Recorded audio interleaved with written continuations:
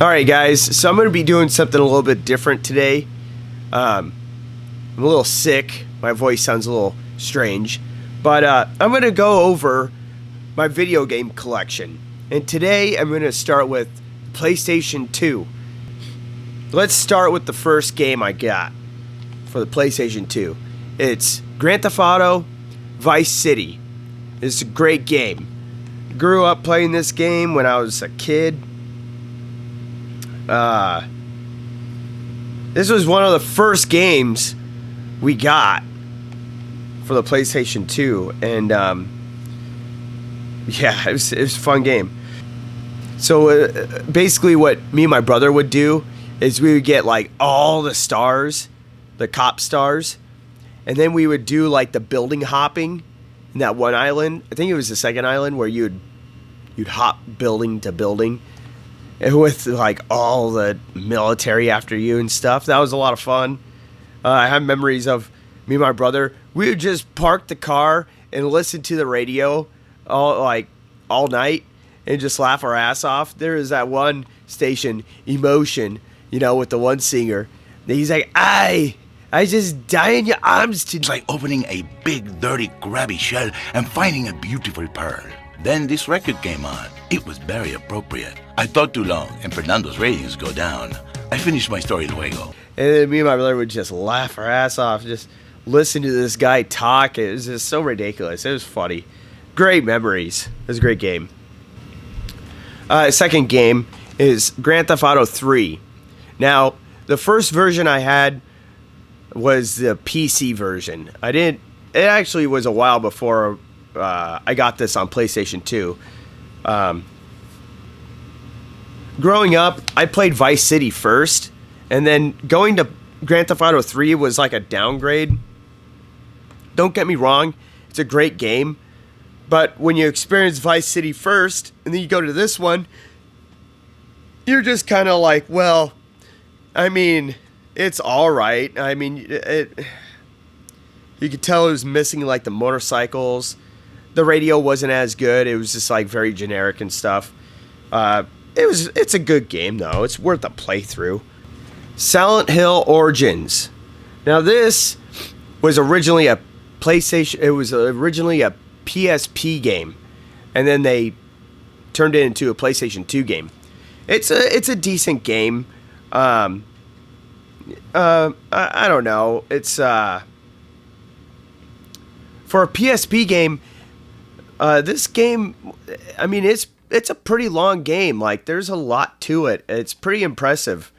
The only downside, though, is when you're playing it on the PlayStation 2, you could tell the resolution is, like, blown up. And so the graphics aren't really the best, because you could tell it was made for a smaller screen. You know what I mean? And the controls are kind of wonky on the PlayStation 2, because this game was designed for one joystick. I don't know. The controls are just weird. It didn't really translate too well. PlayStation 2. I don't know. Well, I mean, most of the Silent Hill games were for one joystick. But I don't know. It's just not the best. It's a good game.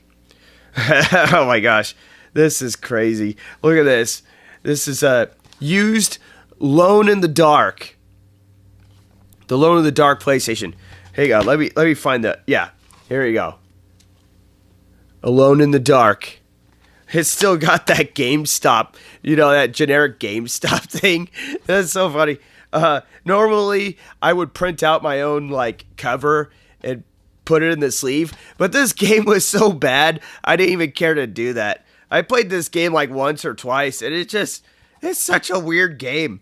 First of all, when you think of Alone in the Dark, you think of a scary game, but this game wasn't really scary. It starts off all action packed, and you're in a burning skyscraper and stuff, and I just remember the controls were weird, and the game just seemed kind of bizarre, and I don't know. I should give it a second chance, because I don't know. It's just one of those games I never even finished. I didn't really care. It's just a weird game. I don't know what to tell you. Again, this is another used game I got, so I don't have the original cover, but it's, I don't know if you see that, it's the Getaway. I just have it in just a little case. The Getaway was kind of like one of those mock Grand Theft Auto games where you had missions and stuff. What's interesting about this game, it doesn't have a little mini map on the corner for you to see where you're going. What would happen is when you're driving a car, you use the turn signals to tell you where to turn and stuff. Not the best way to navigate a huge map, because sometimes sometimes they're like roundabouts, and I don't know. It was just a weird way to go about things. The cars were very slow and just heavy, like slow and heavy, maybe too realistic. Whereas Grand Theft Auto was like the cars felt really light and fast, and you just took off, you know. The funny thing about this is when me and my brother played this game, when we first played this game, we did not realize that you could restore your health by just like resting on the side of the wall. That's all you had to do to restore your full health was just rest. We didn't know that. So we were painstakingly going through half the game like with precision, you know? We like if we got shot and stuff, we're like, "Oh shit, we're doomed." Like we made this game way harder than it should have been. And when we found out that all we had to do was rest, we were like, "What the fuck?" Felt like we were duped. A really funny story about the Getaway was one time my brother was playing the game, and our grandmother was watching him play. And our grandmother had the habit of telling you what was happening on the TV, like she was some type of reporter, and we didn't know what was happening, even though we saw it with our own eyes.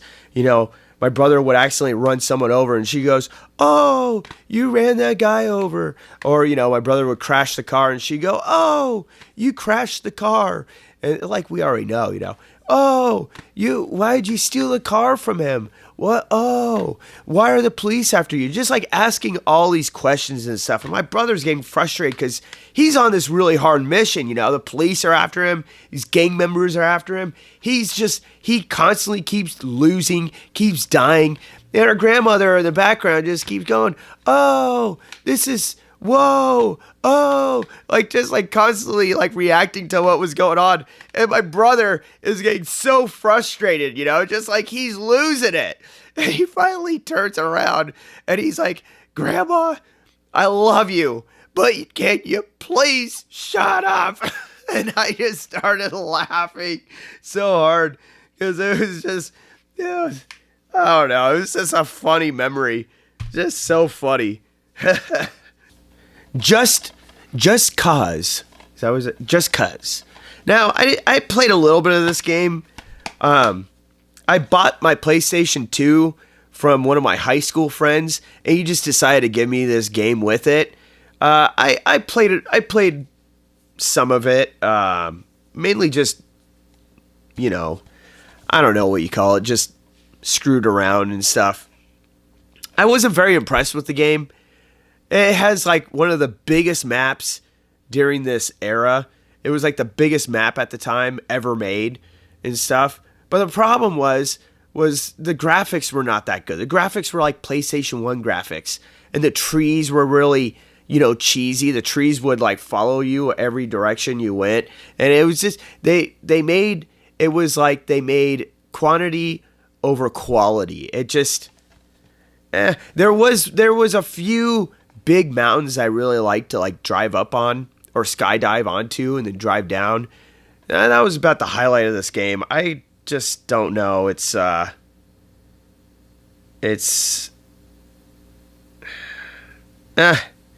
ACDC Rock Band. Now, I grew up playing Guitar Hero. I wasn't really one of the Rock Band people. Rock Band was different. The way that they layered the notes on Rock Band was completely different from how the notes were, you know, laid down on Guitar Hero. So I was an expert at Guitar Hero, but every time I tried to play this game, I wasn't good at it because I wasn't used to Rock Band's note layout. It was like completely different. They would do weird shit that Guitar Hero would never do. And I found this game very frustrating because I could never get good at it. And I love ACDC, but I just sucked at this game. And it just, every time I try to play it, it's just not the same. Rock Band is just not the same from Guitar Hero. It's got a whole different feel to it. And it sucks. Because there's a lot of good songs on there. Now we got Guitar Hero 2. I love this game. I personally think Guitar Hero 2 is the best Guitar Hero game ever made. I believe this is like, I don't know. I like the songs on it. I like the old style of the notes. Just everything about it is just cool. They got the goofy, cartoony rock style in the background stuff. It just didn't take itself too seriously. And it just was fun, man. It just had like this rock vibe to it. It's so fun. I don't know why I have NHL 06. This is so stupid. I mean, look at this. This game is probably not even worth money. I would have to pay someone to play this game. Why do I have this? Probably because I played ice hockey in high school, and for whatever reason, I saw it at GameStop, and I figured, it's only like $1. I could buy it. Maybe it's fun. And it's just, sports games just age like spoiled milk. There's absolutely no worth to them, especially the EA sports games. Now, there are some sports games that are like the cartoony sports games. Those do well. Those are good games. But not this one. And what's interesting is this one's actually online. Broadband only. I didn't know that there was online. I didn't know that there was online for PlayStation 2 games. That's interesting. We got Guitar Hero 1. This one's fine. Problem with this one was the notes weren't all there. Like when you're playing expert, there's the notes where you only have to strum once, and then you'll play the notes without strumming. They tried to implement that in this one, and it wasn't all there. Like, you would sometimes get it and sometimes not. So, I mean, you have to strum through every freaking song. The songs are all right. Not the best Guitar Hero, in my opinion, though. Number 2 is best. The next one I got is Guitar Hero Metallica. This one was good. I would probably put this one second to best. I would probably put this one behind Guitar Hero 2. The reason why I give it a second-hand rating is because, well, for whatever reason, like, I don't know what it was. I don't know what it is. But for whatever reason, the DVD is not the same as other PlayStation 2 DVDs. And I have the old school PlayStation 2 player, and sometimes it can't read this disc. It's like, because if you look at the bottom of the DVD, it's got a different color to it. It's almost like a yellowish, like a orange yellow color to it. It's a different format of a DVD, and my old PlayStation has trouble reading this thing. It's hit and miss. Sometimes it doesn't load, and then sometimes it loads, but it takes forever to load the songs. And other times it's a shame because there's a lot of good songs on this. Fun songs to play. But I found myself not playing it very much because it was hit and miss on the loading.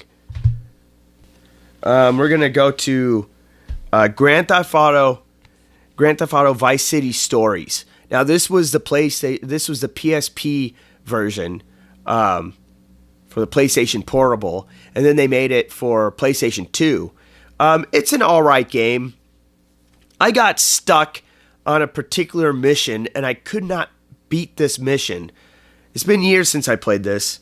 It was that mission where you're riding in the back of a truck, and you got to shoot people, but you got one of those machine guns that doesn't have automatic aim. You have to manually aim. And my joystick is just too sensitive. I don't know if it's my controller or if it's PSP game translated into PlayStation 2 and the controls aren't right. But dude, my movement is just too sensitive. I can't aim worth a shit on this mission. I just can't beat it. And it's so frustrating. This is not a bad game, but I can't get past that one mission.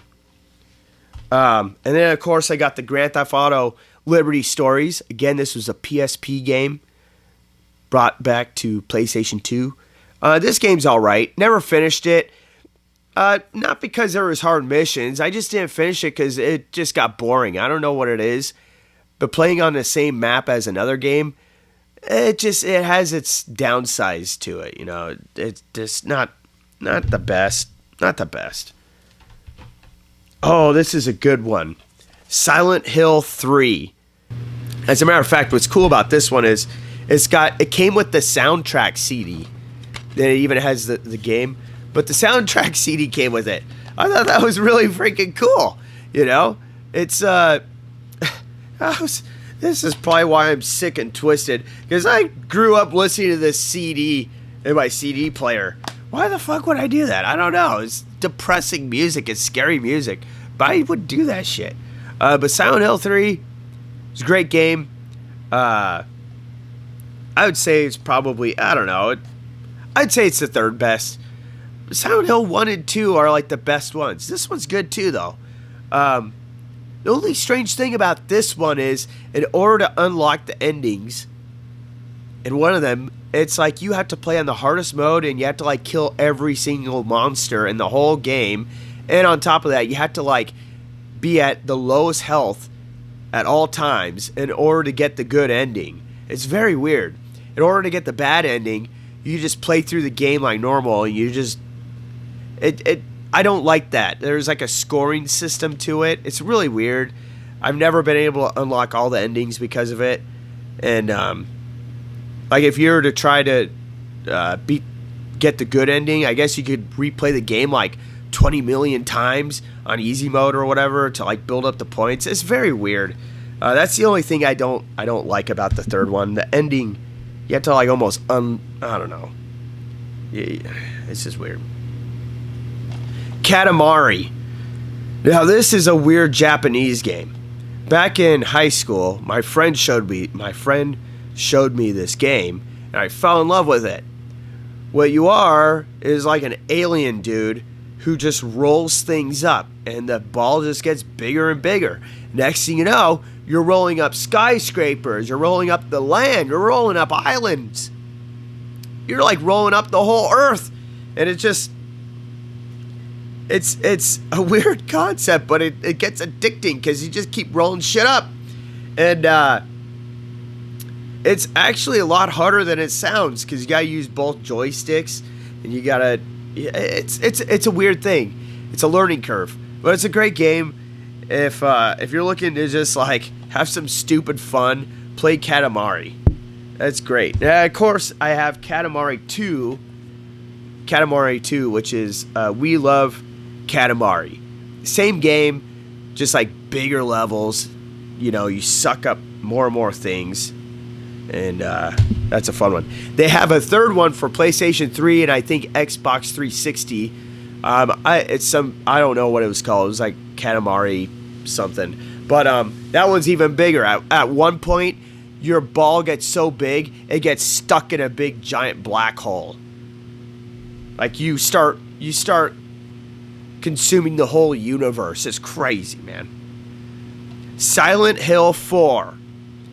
Now, I've only beaten this game a few times. This game is actually really, really hard. It's a good game, but it's really freaking hard. And the reason why is because there's like these zombie dudes who come out of the wall, and you can't fully kill them. The only thing you can do is run away from them. That's what makes this game pretty scary. You run away from them, or what you have like these like knives, and you could like beat them, and when they fall down to the ground, you could stab them with a knife, and they stay there indefinitely. But you only have so many knives, you know. It's like a thing you don't have very many, and you could backtrack and take the knife out, and then they come back alive and follow you everywhere. It's a tough game, dude. It's and then it gets even harder when your apartment becomes possessed and haunted, because then your safe haven becomes hostile towards you. Like because your safe space is like your apartment, but eventually that changes throughout the game, which makes it interesting. Your apartment slowly becomes like haunted and like starts hurting you. It's an underrated. I would say this is an underrated game. Very hard though, and I think one time I got the good ending, and then one time I was stuck with the bad ending. There's a way to get different endings in this game. I just didn't really pay I didn't pay a whole lot of attention to it. Oh yes, the classic Silent Hill 2 game. This is probably considered the best Silent Hill game. Fantastic, scary fucking game. I've almost unlocked every ending. I think I only got like a few more endings I got to unlock, but it is it's truly scary. I personally found the Maria playthrough little side story thing, I found that terrifying, where you're in that huge mansion by yourself. I mean, this mansion is gigantic. It's like a house that never fucking ends. That's what's so eerie about it. You're just like, where the hell? When is this gonna end? It's got the long hallways. Just creepy fucking vibe.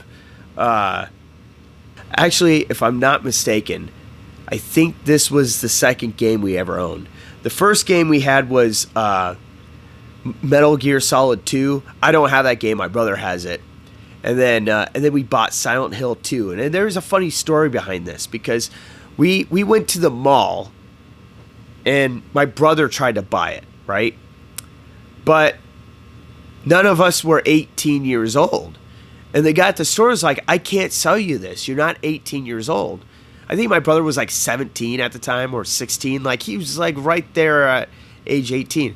And somehow my brother talked him into selling us the game. You know, my brother was like, hey, you know, our parents are going to mind. We've been watching horror movies all of our life. Like, just, he was like, I guarantee you, if you sell us this game, you won't hear any complaints from our parents. And he somehow negotiated with him, and he sold us the game.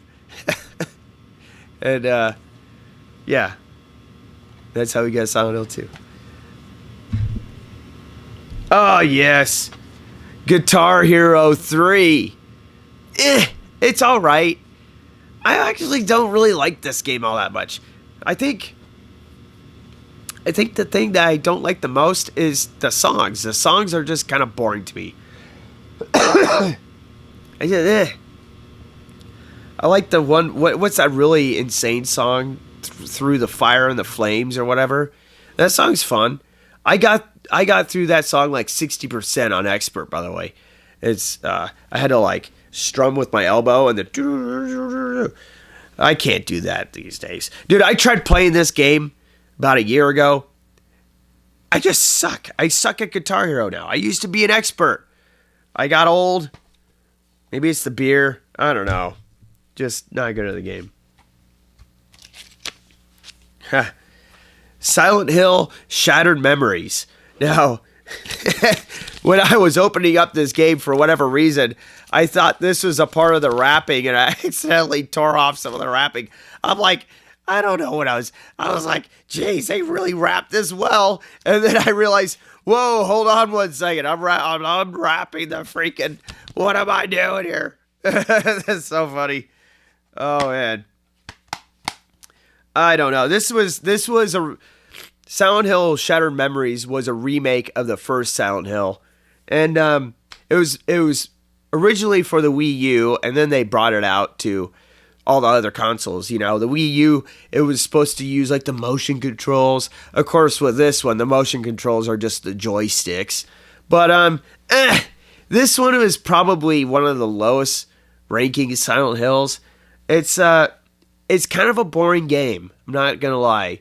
And it's a very long game, surprisingly. I've only beaten it once, but there's a shitload of endings to unlock. a lot of different endings. I think the ending I unlocked was like the drunk dad ending. I think that's what it was. Like the party dad. But yeah, there was a twist at the end of the story. I can't remember what it was. But I don't know. I have mixed feelings about this one. It was kind of creepy. It was kind of a scary game. I'll give it that. It's got a very uncanny feeling to it throughout the whole game. I wouldn't really say it was a Silent Hill. Like, it wasn't a Silent Hill scary vibe. It was almost just like a, what do you call that? The liminal spaces. You know what the liminal space is? Like, just uncanny areas that are empty. That's what this game kind of feels like. You're just kind of like, you're in this city where you feel like you just shouldn't be there. It's not like a really grotesque, scary looking city like in the original Silent Hills. It's just kind of like a ghost city vibe. You know what I mean? So that's what we got there. And then we got Grand Theft Auto San Andreas. This one's all right. I don't know. I think this one they tried to do too much in the game. It's a good game, don't get me wrong, but I just feel like they kind of cheapened it. They tried making it like the everything game, and it just I don't know. Maybe it was just because I played this later on in my years when I was a little older and stuff. The one thing that I found fun in this game was that big tall mountain that you could like ride. You know, that I had so much fun on the mountain. That mountain was fun. You know, I would do things where like I would try to like ride down the mountain without braking or something like that, or ride down the mountain as fast as I can or whatever. I don't know. It's just, or get all the cops after you and then climb the mountain while all the cops are chasing you. That was fun. But this is a long ass game, man. This took me years to beat. Then we got Siren. Now, holy shit. This is one of the scariest games I've ever fucking played. I mean, I just dread looking at this thing because I know what it represents. I know what's coming with it. My gosh, this game was so fucking scary. I never beat it though because it's a very odd game. It's a very like there's like no, how do I explain this? Each level is like each level you're playing a different character and you're like playing a part of this character's story. But if like you don't do the right things in the level, it'll loop back to another story that you've already played. And if you don't do things right in that story, then it'll loop back to another story you've already played. And so what happens is like if you don't do things correctly, you'll find yourself playing the same stories over and over again until you figure out the puzzle. It's a very weird game. I think I need to play it with a guide because I never beat the game. I kept getting stuck in like this loop where I would get to like level 8 or something, and then next thing you know, I'm playing an episode 1 again. I'm like, what? I'm all confused. And then I finish episode 1, and then I'm like, wait, what? I'm playing episode 2 again. What the fuck? And I'm playing episode, and then next thing you know, you're like, okay, I'm at level 8 again. Sweet. And then you'd play it, and then you're back at episode 1 again. You're like, what is going on here? You know, it was just a weird game. I don't know. That was my only complaint about it. Anyways, that was my PlayStation 2 collection. And, I don't know. Maybe this was interesting. Maybe not. Maybe this was a really stupid idea. And y'all are like, Max, you're so stupid.